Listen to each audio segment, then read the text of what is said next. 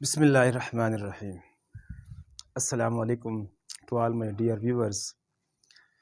Dear viewers, आप लोगों ने ऑब्ज़र्व किया होगा कि जब बिजली की तार के साथ किसी इंसान के हाथ टच होते हैं तो उस इंसान के पाँव जो है वो ज़मीन से उड़ जाते हैं।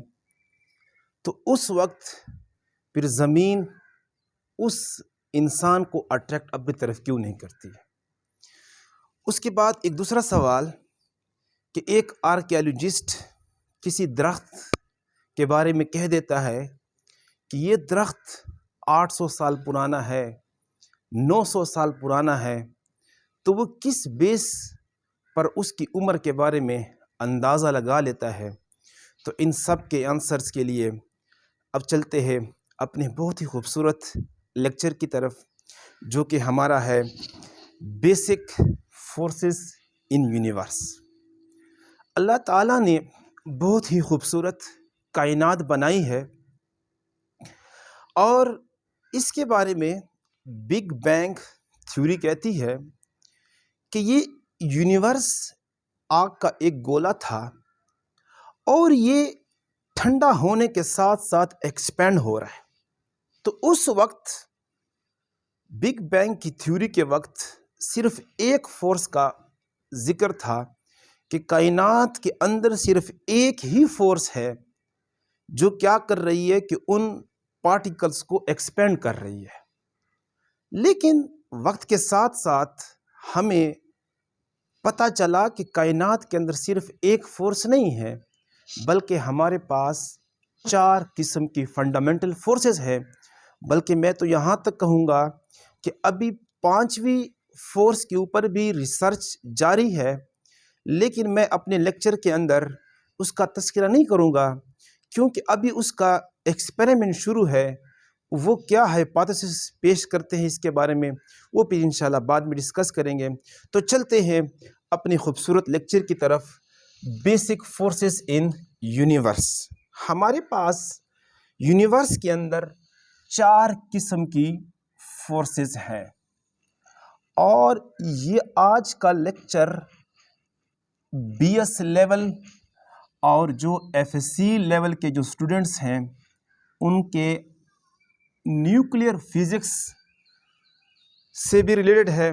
वैसे अगर इस लेक्चर पर बात की जाए तो ये पूरे 4 चैप्टर्स हैं, लेकिन इंशाल्लाह मैं कोशिश करूँगा कि थोड़े ही टाइम के अंदर इन्हीं तमाम फोर्सेस को आपस में इंटर रिलेट भी करूँ और ये भी डिस्कस कर सके कि एक फोर्स दूसरी फोर्स को कब वैनिश कर सकती है। तो चलते हैं, हमारे पास एक जो फोर्स है उसको बोलते हैं gravitational force, GRAVITATI, gravitational force. दूसरी फोर्स हमारे पास क्या है, उसे बोलते हैं इलेक्ट्रोमैग्नेटिक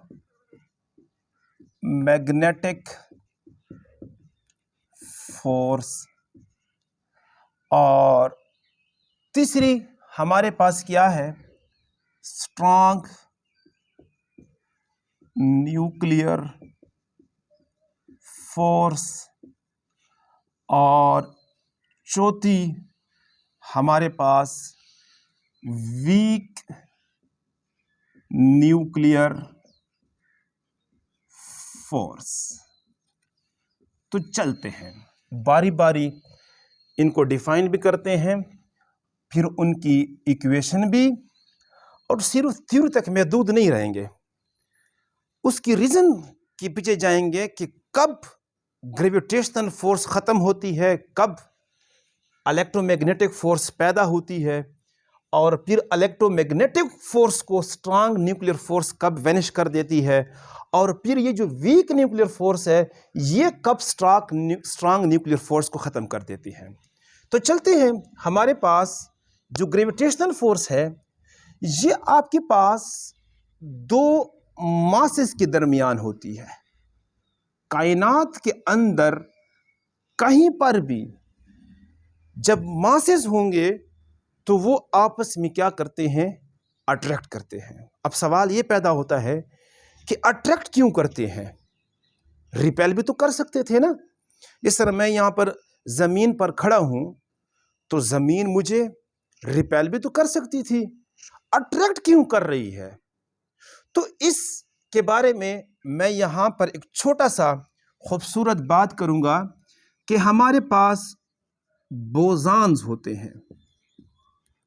इसके बारे में भी इंशाल्लाह एक लेक्चर डेवलप करेंगे कि हमारे पास 1932 तक सिर्फ 4 किस्म के फंडामेंटल पार्टिकल्स डिस्कवर हो चुके थे: इलेक्ट्रॉन, प्रोटॉन, न्यूट्रॉन और फोटॉन्स।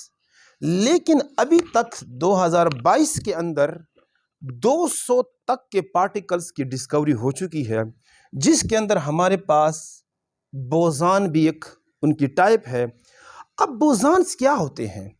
बोज़ॉन्स आपके पास ऐसे पार्टिकल्स होते हैं जो कि फोर्स कैरियर होते हैं, कि अगर इसके ऊपर बोज़ॉन होगा और इसके ऊपर भी बोज़ॉन होगा तो इनके दरमियान एक फोर्स पैदा होगी। तो मैं अगर बोज़ॉन की डेफिनेशन करूं तो मैं यूं कहूंगा कि ये फोर्स कैरियर होते हैं। इसकी मिसाल मैं यूं दूंगा कि आपके पास वॉलीबॉल का मैच हो रहा होता है, दरमियान में नेट लगा होता है। अब वॉलीबॉल के नेट के अपोजिट 2 टीमें खड़ी होती है। अब एक बॉल इस टीम से इसकी तरफ आती है तो उस बॉल की रिस्पांस को देखकर उस टीम ने उसको रिएक्शन देना होता है। अगर बॉल स्लोली आ रही होती है तो वो जो आगे पास प्लेयर है वो फोर्स के साथ बॉल को स्मैश लगाता है, लेकिन अगर बॉल फोर्स के साथ वहाँ से आ रही है तो उसको वो टेकन करता है। तो वो जो बॉल है वो 2 टीमों के दरमियान आपस में क्या है? मीडिएटिंग पार्टिकल है।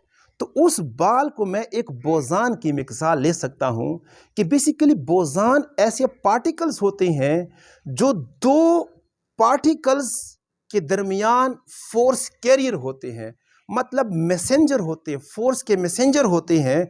जिस तरह वो बॉल जो है पैगाम लेकर आती है इस टीम के पास कि आपने उन टीम को क्या रिएक्शन देना है। तो हमारे पास बोज़ॉन्स क्या होते हैं? ये फोर्स कैरियर्स होते हैं। और ये हमारे पास 4 किस्म के होते हैं। एक हमारे पास क्या होते हैं? ग्रेविटॉन्स। दूसरे हमारे पास क्या होते हैं? फोटॉन्स।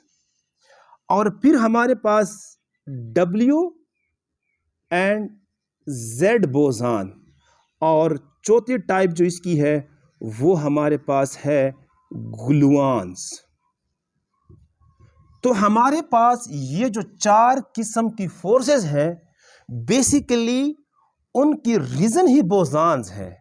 बोज़ॉन की वजह से ही ये फोर्सेस पैदा हो रहे हैं। तो आपके पास क्या है कि इन 2 पार्टिकल्स के दरमियान जो ग्रेविटेशनल फोर्स पैदा हो रही है वो आपके पास ग्रेविटॉन की वजह से हो रही है। तो मैं अगर यूं कहूं कि जो ग्रेविटॉन होते हैं ये आपके पास क्या होते हैं?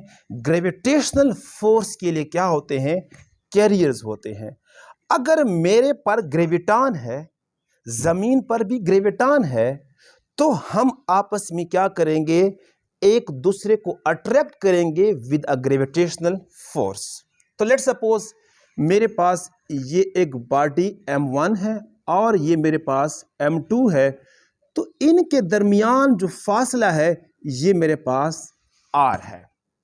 अब इसके बारे में न्यूटन कहता है कि इनके दरमियान जो ग्रेविटेशनल फोर्स है उसकी एक इक्वेशन है F, या रिलेशन अगर मैं बात करूं M1 M2 divided by R²। मैं इक्वेशन तक नहीं आऊँगा क्योंकि जो न्यूटन था वो जस्ट रिलेशन तक होता है। उसका जो एक्सपेरिमेंट से जो एक मैथमेटिकल फॉर्म देता है वो यहाँ तक होता है। उसके बाद फिर आप क्या करते हैं? इज इक्वल टू लगा कर कोई कांस्टेंट दरमियान में इंसर्ट करते हैं। मैं वहाँ तक नहीं जाऊँगा, मैं अपने ग्रेविटेशनल फोर्स तक ही महदूद रहूँगा। अब इस इक्वेशन से तो ये लगता है कि हमारे पास अगर इन 2 पार्टिकल्स का जो मास है वो ज़्यादा होगा तो दरमियान में ग्रेविटेशनल फोर्स भी क्या होगी, ज़्यादा होगी।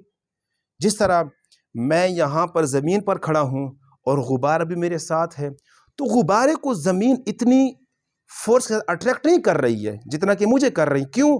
क्योंकि मेरा जो m2 है वो ज़्यादा है। अच्छा जी, यहाँ तक तो आपको समझ आ गई है कि जो ग्रेविटेशनल फोर्स है वो आपके पास क्यों पैदा होती है, ग्रेविटांस की वजह से। अगर ग्रेविटांस नहीं है तो उनके दरमियान कोई ग्रेविटेशनल फोर्स नहीं होगी। अच्छा, फिर दूसरा सवाल है कि ज़मीन हमें अट्रैक्ट क्यों कर रही है। तो इसके पीछे भी एक रीज़न है जो कि इस लेक्चर से थोड़ा सा है तो हट कर, कि ये मेरे पास क्या है, सन है।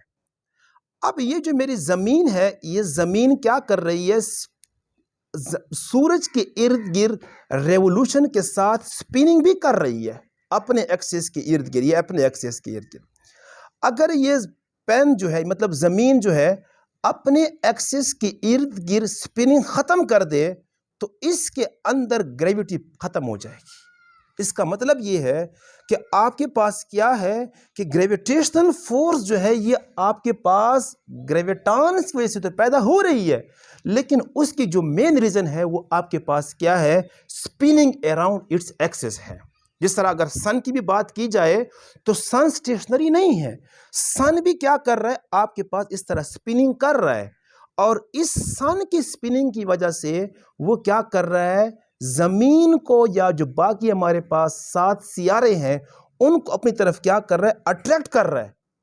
तो इसी तरह आपके पास क्या है कि सूरज भी यहाँ पर स्पिनिंग मोशन भी कर रहा है, लेकिन साथ में वो अपनी गैलेक्सी के अंदर जो हमारे पास क्या मिल्की वे है उसके अंदर वो क्या कर रहा है, उधर भी रेवोल्यूशन कर रहा है।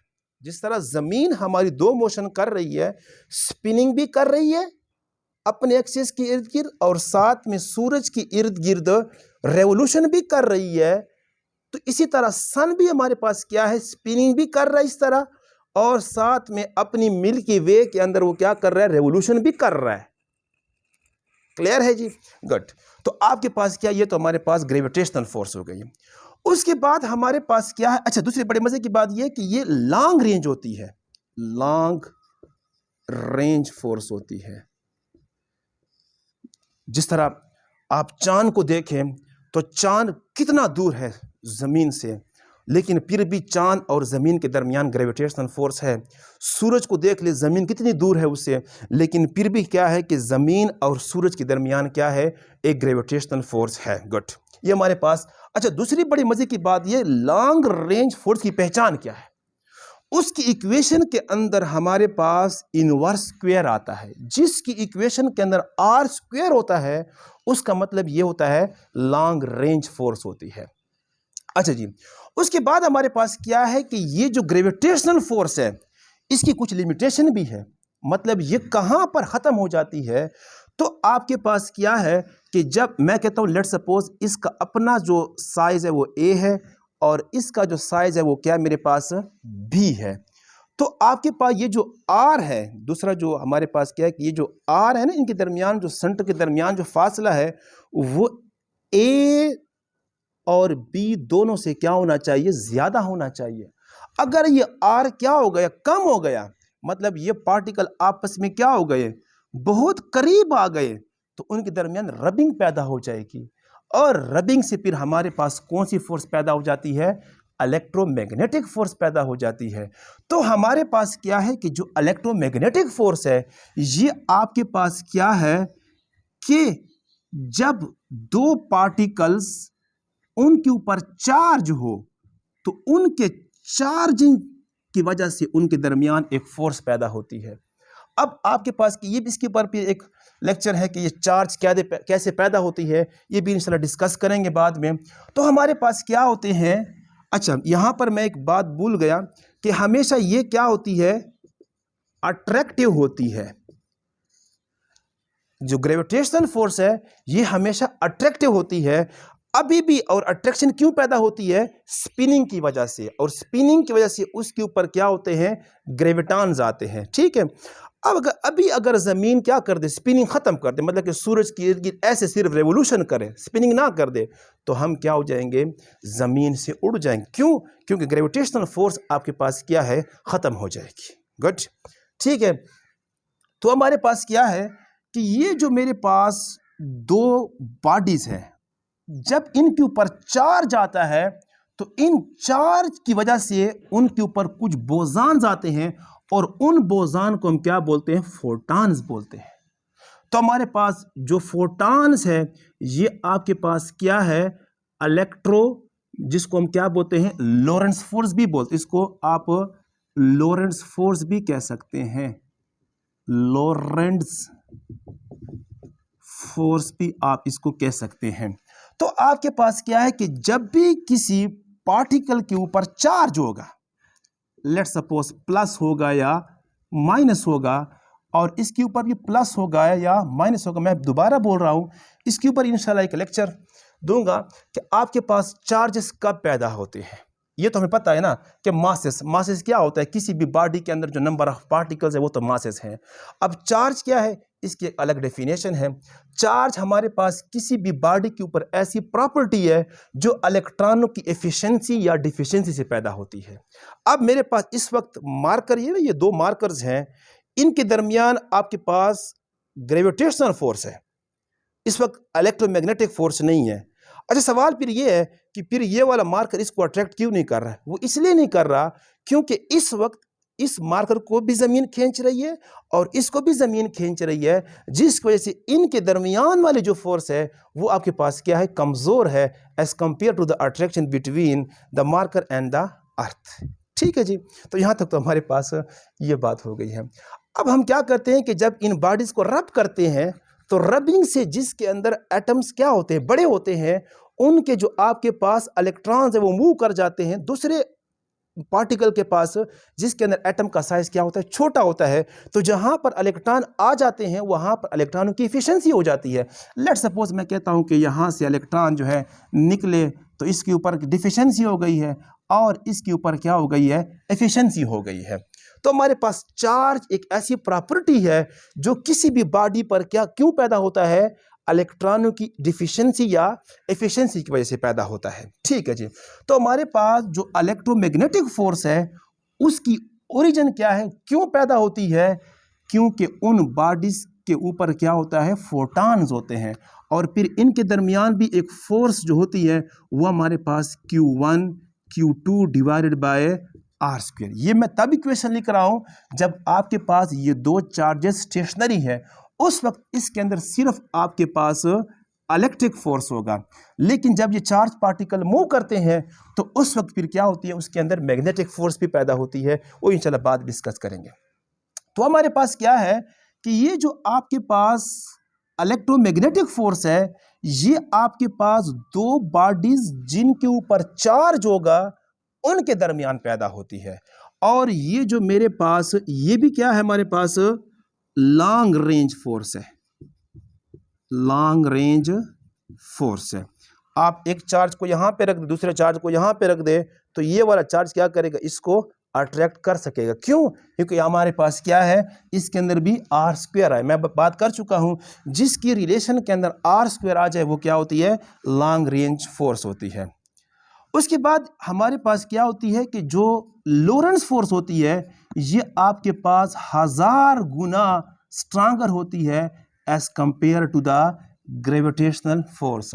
और जो मैंने बात कही थी लेक्चर वीडियो के शुरू में कि जब एक बंदे को तार क्या करती है, पकड़ती है, तो उस वक्त उस बंदे के पांव ज़मीन से ऊपर इसलिए उठ जाती हैं क्योंकि उस वक्त फिर अब इस तार के ऊपर भी चार्जेस हैं और उस बंदे के ऊपर भी चार्जेस आ जाते हैं, जिनके दरमियान एक इलेक्ट्रोमैग्नेटिक फोर्स पैदा हो जाती है, और उस वक्त फिर ज़मीन क्या करती है, उस बंदे को अट्रैक्ट कर रही होती है। लेकिन ग्रेविटेशनल फोर्स क्या होती है, कमज़ोर होती है, क्योंकि ये मैंने रिलेशन लिख दिया है, जो लॉरेंट्ज फोर्स है जिसको इलेक्ट्रोमैग्नेटिक फोर्स बोलते हैं, ये आपके पास 1000 गुना स्ट्रांगर होती है as compared to the gravitational force. ठीक है जी, यहाँ तक तो हमारे पास बात क्लियर हो गई है। उसके बाद जब हमारे पास ये जो दो चार्जेस है, देखिए मैंने इसके लिए बात किया था ना कि जब ये दो पार्टिकल बहुत करीब आ जाएंगे तो उस वक्त ये ग्रेविटेशनल फोर्स खत्म हो जाएगी, वो बॉडी रब कर जाएंगे और उनके दरमियान इलेक्ट्रोमैग्नेटिक फोर्स पैदा हो जाएगी। अब ये फोर्स कब वैनिश कर जाती है, मतलब वैनिश का वर्ड मैं इस्तेमाल नहीं करूंगा, मतलब कमजोर कब पड़ जाती है, तो जब ये पार्टिकल्स आपके पास इतने करीब आ जाए कि उनके जो सेंटरों के दरमियान जो फासला है, जिसे मैं क्या बोलूंगा आर, वो 10 की पावर -15 मीटर आ जाए, तो उस वक्त फिर आपके पास क्या होती है, स्ट्रांग न्यूक्लियर फोर्स पैदा हो जाती है। और ये कब होती है, जब आपके पास क्या होते हैं पार्टिकल, ये मेरे पास क्या है एटम है और उसके अंदर आपके पास क्या है न्यूक्लियस है। तो उस न्यूक्लियस के अंदर जो मेरे पास क्या है प्रोटॉन्स है, ये प्रोटॉन्स है या न्यूट्रॉन्स है। मैं यहां पर अब पॉजिटिव नेगेटिव की बात छोड़ दूंगा, क्योंकि इस वक्त आपके पास क्या है कि ये जो पार्टिकल्स है वो इतने करीब आ चुके हैं, जब ये इससे दूर जाएंगे तो फिर ये स्ट्रांग न्यूक्लियर फोर्स क्या हो जाती है, ख़त्म हो जाती है। ख़त्म तो नहीं लेकिन कमज़ोर पड़ जाती है और उस वक्त इलेक्ट्रोमैग्नेटिक फोर्स पैदा होती है, जिस वजह से ये प्रोटॉन आपस में क्या करेंगे, फिर रिपेल करना शुरू कर देंगे। क्यों, अच्छा यहाँ पर ये जो मेरे पास है ना, ये आपके पास अट्रैक्टिव भी होती है और रिपल्सिव भी होती है। ये जो हमारे पास इलेक्ट्रोमैग्नेटिक फोर्स है, अट्रैक्टिव कब होगी, जब आपके पास अपोजिट चार्जेस होंगे, और रिपल्सिव कब होगी, जब आपके पास सेम चार्जेस होंगे। तो हमारे पास क्या है, जब दो आपके पास पार्टिकल्स कितने करीब आ जाए, 10 की पावर -15, मैं चार्जेस की बात नहीं कर रहा हूं क्योंकि इस वक्त न्यूट्रॉन के ऊपर कोई चार्ज नहीं, वो एक न्यूट्रल पार्टिकल है। लेकिन जब ये पार्टिकल आपके पास कितने करीब आ जाए, 10 की पावर -15 मीटर करीब आ जाए, तो उस वक्त फिर इनके दरमियान कौन सी फोर्स पैदा होती है, स्ट्रांग न्यूक्लियर फोर्स पैदा होती है। और स्ट्रांग न्यूक्लियर फोर्स क्यों पैदा होती है, क्योंकि इनके दरमियान जो आपके पास फोर्स कैरियर है वो हमारे पास क्या होते हैं, ग्लूऑन्स होते हैं। तो हमारे पास ग्लूऑन जो है ये आपके पास स्ट्रांग न्यूक्लियर फोर्स की क्या होते हैं, कैरियर्स होते हैं। आपके पास दो पार्टिकल या अगर मैं यहाँ पर न्यूक्लियन की बात करूं, क्योंकि आपके पास जो स्ट्रांग न्यूक्लियर फोर्स होती है वो न्यूक्लियनों के दरमियान होती है। तो जब इन न्यूक्लियनों के ऊपर ग्लूऑन्स आते हैं तो उस ग्लूऑन से हमारे पास स्ट्रांग न्यूक्लियर फोर्स पैदा होती है। ठीक है जी। और इसकी मेन रीजन ये है कि अक्सर बच्चे फिर सवाल कर जाते हैं कि प्रोटॉन पर भी पॉजिटिव चार्ज है और आपके पास इस प्रोटॉन पर भी पॉजिटिव चार्ज है, वो आपके पास रिपेल क्यों नहीं करते। इसलिए रिपेल नहीं करते क्योंकि आपके पास जो न्यूक्लियर फोर्स है ये 10 की पावर 37 टाइम्स स्ट्रांगर होती है किसके, लॉरेंस फोर्स के। तो देखिए इसकी ये रीजन है कि आपके पास क्या है, प्रोटॉन और प्रोटॉन की रिपल्शन इसलिए खत्म हो जाती है, इलेक्ट्रोमैग्नेटिक फोर्स इसलिए आपके पास कमजोर पड़ जाती है क्योंकि वहां पर एक स्ट्रांग न्यूक्लियर फोर्स जो है वो 10 की पावर 37 टाइम्स क्या होती है, ऑफ द लॉरेंस फोर्स होती है। ठीक है जी। अच्छा ये भी हमारे पास क्या होती है, शॉर्ट रेंज होती है, शॉर्ट रेंज फोर्स है, ये शॉर्ट रेंज फोर्स होती है। जब आपके पास पार्टिकल्स क्या हो जाएंगे, इससे दूर जाएंगे, लेट सपोज अगर 10 की पावर -14 पर भी चले गए ना, तो आपके पास क्या हो जाएंगे, न्यूक्लियर फोर्स क्या, स्ट्रांग न्यूक्लियर फोर्स क्या हो जाती है, आपके पास कमजोर पड़ जाती है। उसके बाद क्या है, ये स्ट्रांग न्यूक्लियर फोर्स कब आपके पास कमजोर पड़ जाती है, जब आपके पास ये जो मेरे पास न्यूक्लियस है, चलो एटम बना लेते हैं, उस एटम के अंदर जो न्यूक्लियस है और उसके अंदर जो हमारे पास न्यूक्लियन है, लेट्स सपोज ये प्रोटॉन है या न्यूक्लियन है, जब ये आपके पास कितने करीब आ जाए, 10 की पावर -18 मीटर करीब आ जाते हैं, तो उस वक्त फिर आपके पास वीक न्यूक्लियर फोर्स पैदा हो जाती है। और ये जो वीक न्यूक्लियर फोर्स है ये आपके पास क्या है, reverse of strong nuclear force.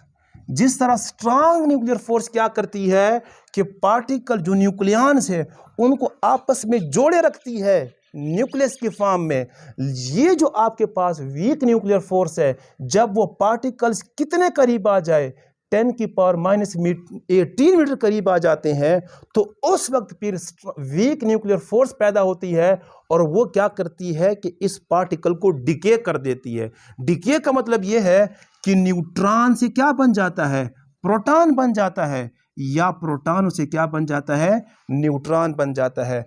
अब अगर मैं यहाँ पर इसको बैलेंस करूँ तो मेरे पास ये प्रोटॉन है, साथ में एक इलेक्ट्रॉन निकलता है और एक एंटी न्यूट्रिनो। इस पर भी इंशाल्लाह बाद में डिस्कशन करेंगे। अब आपके पास क्या है कि इस वक्त वीक न्यूक्लियर फोर्स की ओरिजिन क्या है, उसका फोर्स कैरियर क्या है, तो उसके हमारे पास क्या है, WZ बोसॉन्स है। जब आपके पास वीक न्यूक्लियर फोर्स पैदा होती है और वो जो आपके पास पार्टिकल्स को क्या करती है, न्यूक्लियनों को डिके करवाती है, तो वो क्यों करवाती है, क्योंकि उन पार्टिकल के ऊपर उस वक्त क्या हो जाते हैं, W एंड Z बोसॉन्स आ जाते हैं। इस वजह से हमारे पास क्या होता है, न्यूक्लियस टूटने लग पड़ता है। और ये जो फोर्स है ये हमारे पास क्या है, सन के अंदर बहुत ज़्यादा ऑब्जर्व हो रही होती है और इसी फोर्स की वजह से उसके अंदर ये पार्टिकल डिके हो रही हैं, जिसकी वजह से हमारे पास क्या है कि सूरज से लाइट आ रही है। तो आज का हमारा ये बड़ा खूबसूरत लेक्चर, जिसके अंदर किसी किस्म का भी क्वेश्चंस हैं तो आप कमेंट बॉक्स के अंदर आप सजेस्ट कर सकते हैं, और लेक्चर आपको कैसा लगा ये भी आप अपने कमेंट्स के अंदर मुझे बता सकते हैं, ताकि मज़ीद खूबसूरत लेक्चरों के साथ हाजिर खिदमत रहे। यहाँ तक के लिए अल्लाह हाफ़िज़।